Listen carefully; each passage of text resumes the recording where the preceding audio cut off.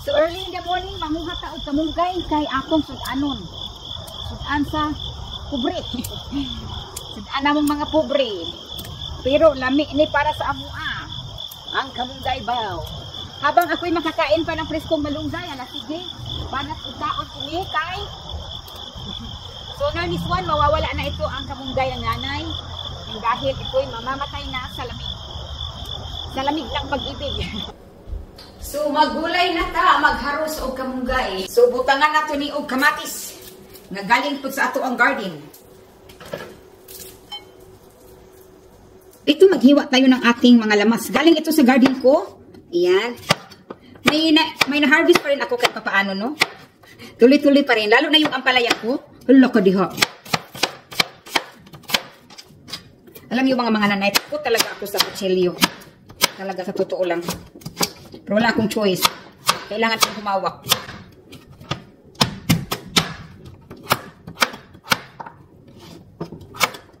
Masarap itong kalabasa na ito mga nanay.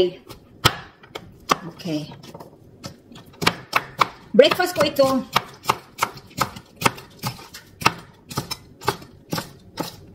Ayan. So, lagyan natin ng tubig. Ayan. Mainit na yan siya. So, ilalagay ko na ang aking mga lamas. Ayan. Ay, lahat na pala ito. Lahat na kasi lauoy lang pala ito. Ganun lang yan mga nanay. Para lang siyang steam, bulang lang, or basta. Ayan. Okay. So, mayroon ako ditong sausage. Ilalagay ko. Pampalasa. So, bilisan na natin. Parang ako'y makakain. Bilisan daw natin mga kananay. Sabi ni Jenny. So, dalawin. Ayan. At lagyan natin ng isang balding asin. No, wag mga nanay. Mamaga yung burbunan natin dyan. Ayan, ha. Ito ang agahan na dilumiro.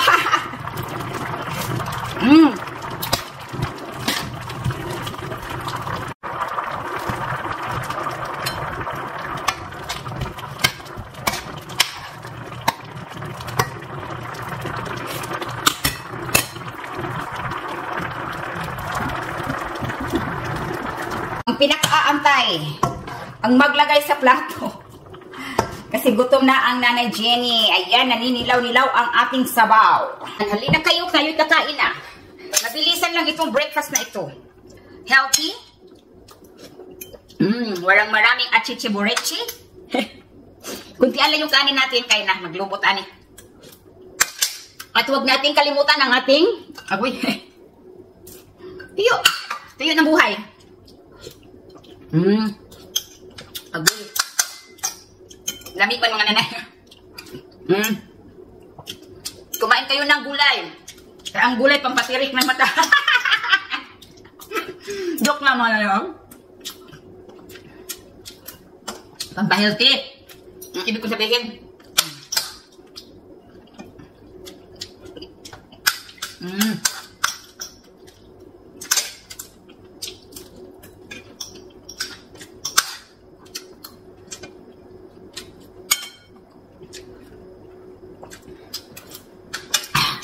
Pinadaan ko ang aking asawa sa tindahan at pinabili ko ng kamatis at bumili rin siya ng potato para pang french fries. Kaya ayan, ginawan ko na rin sila. 3 piraso lang yun ang binili niya. Tamang-tama lang talaga pang french fries kasi kami lang naman 3. No? Pero actually sila lang talaga ang kumakain yan kasi ako nga naman ay rice. Para sa akin, rice is left. So ayan, ginawan ko sila ng french fries. Presko, maganda talaga pag tayong nangananay ang gagawa ng french fries kasi bago yung oil natin na nilalagay dyan. Wala man akong ibang oil dito mga kananay kundi olive oil lang. So, yan lang din ang ginagamit ko. Pero maganda rin naman siya gamitin. At saka organic na olive oil ang aking ginamit. Nilipat ko siya ng ibang plato. Nilagyan ng panibagong paper towel. At yan, nilalagyan ko siya ng kunting asin. So, ito naman, nag-burger ako dito. Dito lang sa loob ako nagluto kasi ang labas namin ay napakainit talaga. 4 na piraso lang. Tamang-tama lang talaga. Kina Mateo at ni Daddy Tim. It's got to be Heinz.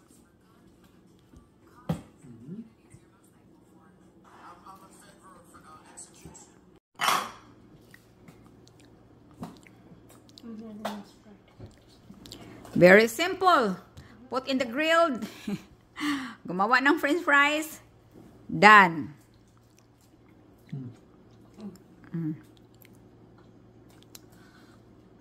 Enjoy your burger and I like a burger. That's homemade French fries.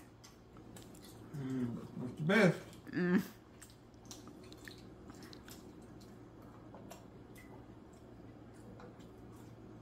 Galing kami umalis, sumama ang Mateo at ayaw naman niyang sumama kung wala ako. So kaming tatlo na kasi maimportanteng pupuntahan ang daddy team ng sandali lang naman. So late na ang pag-start ko sa pagluluto kaya pagdating na Nanay Jenny ay diretso kaagad sa kusina, moshi-moshi ano ni. Ayan mga nagtsapa kaagad ako ng mga spices at yan pinaghalo-halo ko na dyan, bilisan ng bilisan kasi pati tiyan ko ay kumukulo na.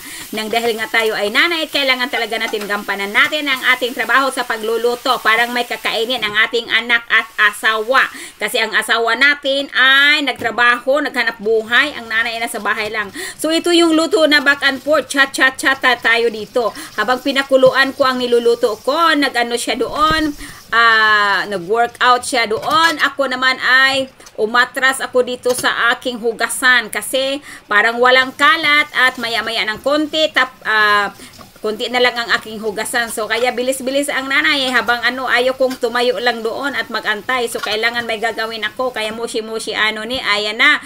Nilinis ko na ang aking counter kasi nilagay ko na siya sa dishwasher. Yung mga platong hinuhugasan ko at doon ko siya papatuyuin. Parang yung ko lababo ay malinis. At umabanti na naman ako dito. Nilagyan ko na ng sibuyas. Kinagyan ng patatas. At pinakulo ng pinakulo ay wala. Ang ganda ng tingnan mga kananay. Lagyan ng parsley ay wala again.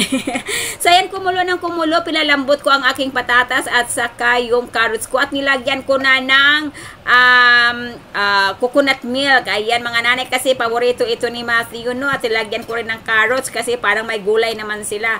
At yung tiyan ko talaga dyan ay nagreklamo na talaga ng dahil gutom na talaga ako. Pero kahit ako'y nagugutom mga kananay, inuna ko talaga ang anak ko. Matitiis ko pa naman ang gutom. Pero yung anak ko, bakit ba ako gutom na gutom?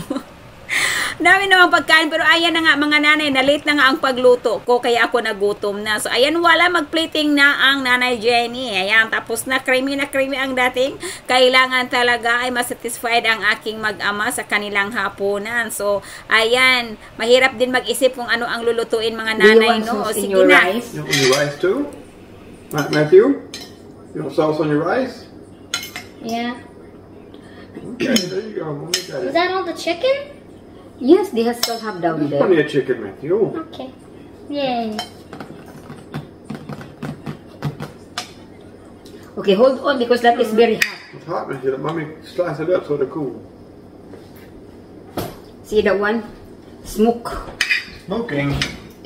in your eyes. It's hot. Super hot. It's hot. Super hot. Okay, that is hot. My God, Matthew. Don't try to eat it, Matthew. Can you give me some? Dad, can you add some ice to my water? And also give me Okay, some give me butter. some another Also spoon, butter. please. The big one? Yes, for Also, him. I would like butter. What? Butter. Butter. Well, it's cold. Butter? It's cold, Matthew. Let me taste it. It's kind of cold. It's okay right there. Mga kananay, kailangan ito ay anuhan natin ng dahil nga sobrang init baka mapasok. Wawa naman. Kasi gustong-gusto niya itong ulam na to. Kanina pa ito pabalik-balik sa kusina. Okay. Anuhan natin mga kananay na dahil natakot ako baka sobrang init. Mabilis pa naman ito sumubo. Pag ganito ang ulam, it's not really, I think, still hot? Still hot? Hot daw, hot. No, it's not. It's not no more? Oh, you can do it? Okay. Come on.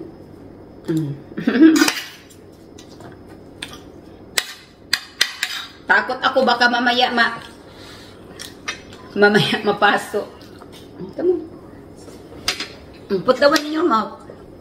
So, yan ang daddy tea. Mayroon din siyang kamote. Nilutuan ko rin siya ng kamote. Sweet potato kasi gusto yan nila. Ayan na. Mag-enjoy na yan sila. Huwag yahin, Mateo. It's not hot anymore. Yan. Inalalayan ko yan pag mainit. Takot akong mapasok yung ano ko. Little man ko. Ito ang big man ko. Hi, big man. Hi there. I'll do some chicken curry. Ayan. Hot and fresh. Hot and fresh.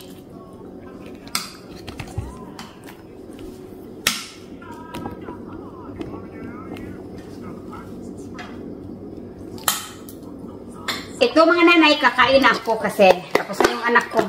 Pag mainit talaga, alalay si Nanay Jenny. Takot ako mapasok yan. Mabilis pa naman yan, lalo na gustong-gusto niya yung ulam. Nako.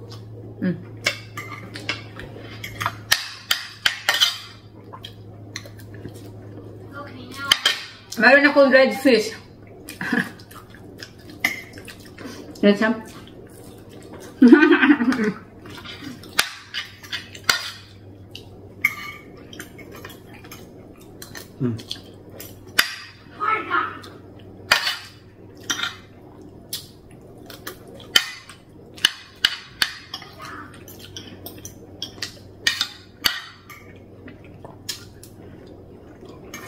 Ayan na ang daddy team. Kukunin na niya ang nilulutong barbecue ni Nanay Jen. Ayan.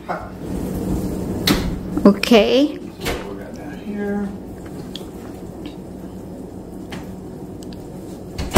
Put some spoon. That is 2 times already. Just make sure.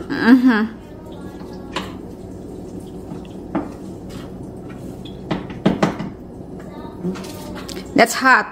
It's hot. I'm gonna put it down here. Leave it here. Okay, right there. All right. Go and eat. Get a knife. Get a knife so I can cut. Use your mouth. We're gonna cut them Here. apart. Oh, so it's falling apart. Guess what? Stuck. The home team lost, sadly. Oh, they lost. Yeah. Ayan ang barbecue spare ribs ni Nanay Jenny. They were doing, and guess what? Grabe kahumok mga nanay. One of the hockey players actually tackled a guy. Wow. Wow. Part of the show, right? Oh, go ahead and eat. You know why they did that? What's that? You know why he probably did that? He was so angry about the fact that his team was losing. He vented all his anger on their team chief. Who? That's how they play the hockey game there. They're You just watch only Mateo, that's all? yeah, they're watching there in the stands. You don't play? No. No, they're not playing. Why not? Just on the ice.